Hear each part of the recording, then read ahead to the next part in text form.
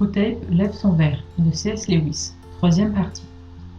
En ces terres prometteuses, l'esprit du « j'en vaux bien un autre » a déjà commencé à s'élever au-delà de la simple influence sociale.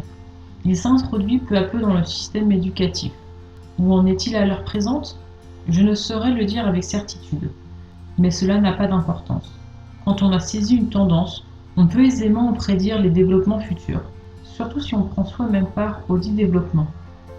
La nouvelle éducation admet pour principe fondamental que les cancres et les paresseux ne doivent jamais se sentir inférieurs aux élèves intelligents et travailleurs. Ce ne serait pas démocratique.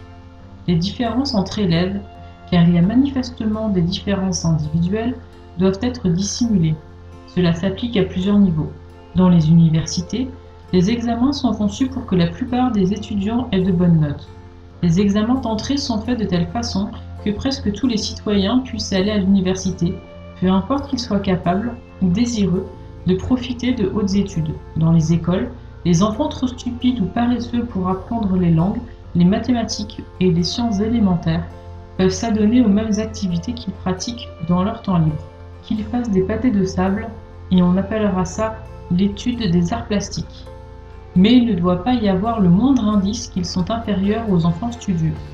Si absurdes que soient ces activités, elles devront toujours être considérées avec parité d'estime, comme disent les Anglais. On ne peut pas imaginer de méthode plus efficace. On retiendra les enfants doués dans les classes inférieures, car un enfant qui saute une classe risque de traumatiser ses compagnons, traumatisés par Belzébuth. Voilà encore un mot utile.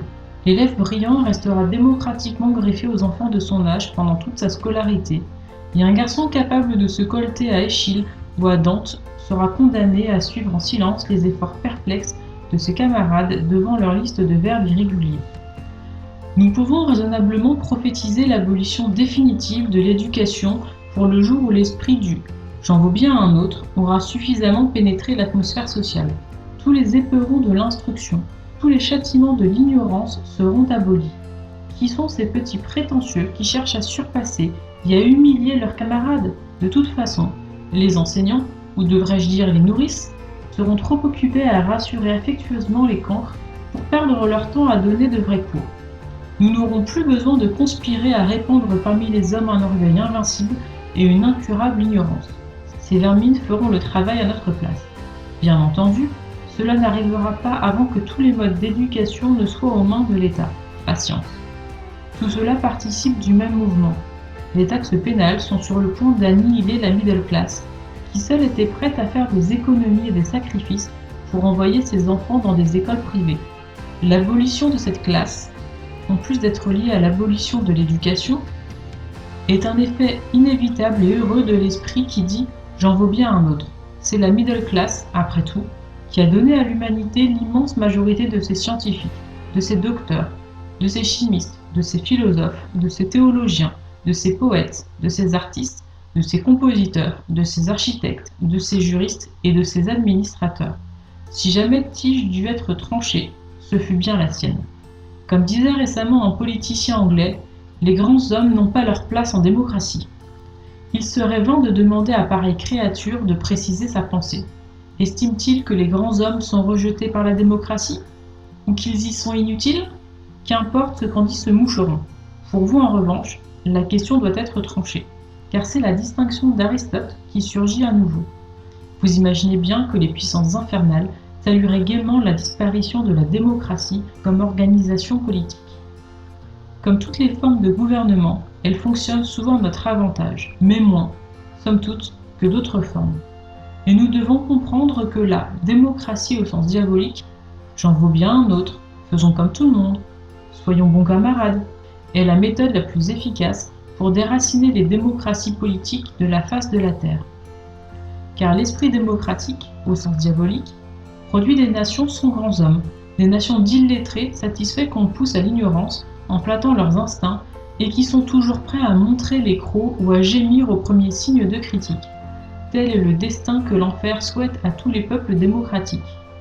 Lorsqu'une telle nation est confrontée à une nation où les enfants ont travaillé à l'école, où le talent obtient des positions élevées, où les masses ignorantes ne sont pas autorisées à se mêler des affaires publiques, un seul résultat est possible. Les démocraties ont récemment découvert à leur grande surprise que la Russie les avait dépassés sur le plan de l'avancée scientifique. Quel délicieux spécimen d'aveuglement humain! Toute leur société s'oppose à l'excellence, et ils s'attendent à ce que leurs scientifiques excellent. C'est notre fonction d'encourager le comportement, les manières, l'état d'esprit général des démocraties, car ce sont précisément ces choses qui, hors de tout contrôle, détruiront les démocraties.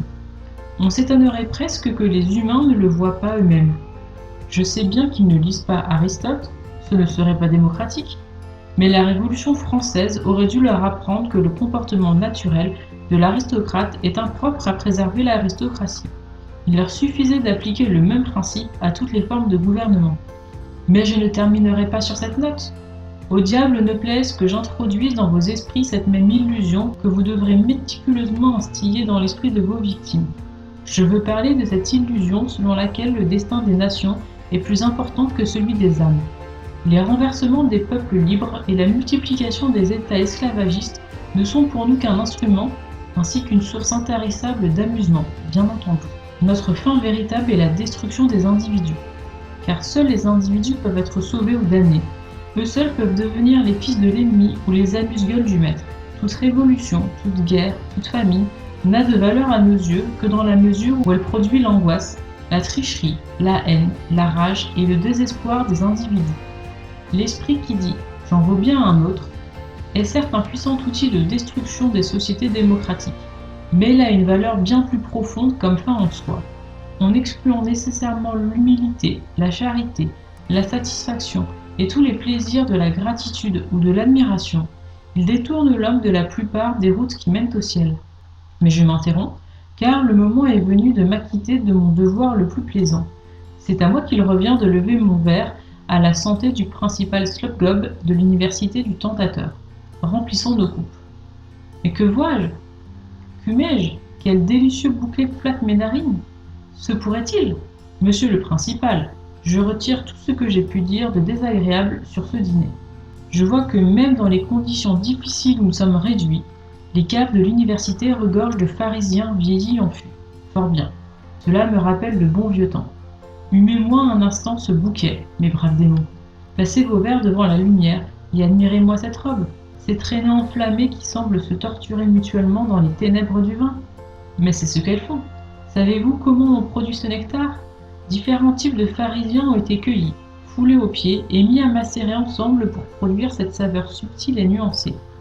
On a choisi les types les plus antagonistes. Certains d'entre eux ne juraient que par les commandements, les reliques et les rosaires. Les autres mettaient en point d'honneur à se vêtir de noir, à arborer des faces de 6 pieds de long et à se priver de boissons, de jeux ou de théâtre. Mais ils avaient en commun leur sentiment de supériorité et la distance presque infinie qui séparait leur dessein de la volonté de l'ennemi. De la volonté de notre ennemi. Le dogme le plus puissant de leur religion était la perversité des religions rivales. La calomnie était leur évangile, le dénigrement leur seule litanie. Oh, comme ils se détestaient les uns les autres lorsqu'ils marchaient librement sous le soleil! Et comme ils se détestent à présent qu'ils sont unis pour toujours! Leur surprise, leur ressentiment d'être ainsi associés, la suppuration de leur bile éternellement impénitente, tout cela sera changé par notre digestion en un feu roboratif, un feu qui brûle mais n'éclaire pas.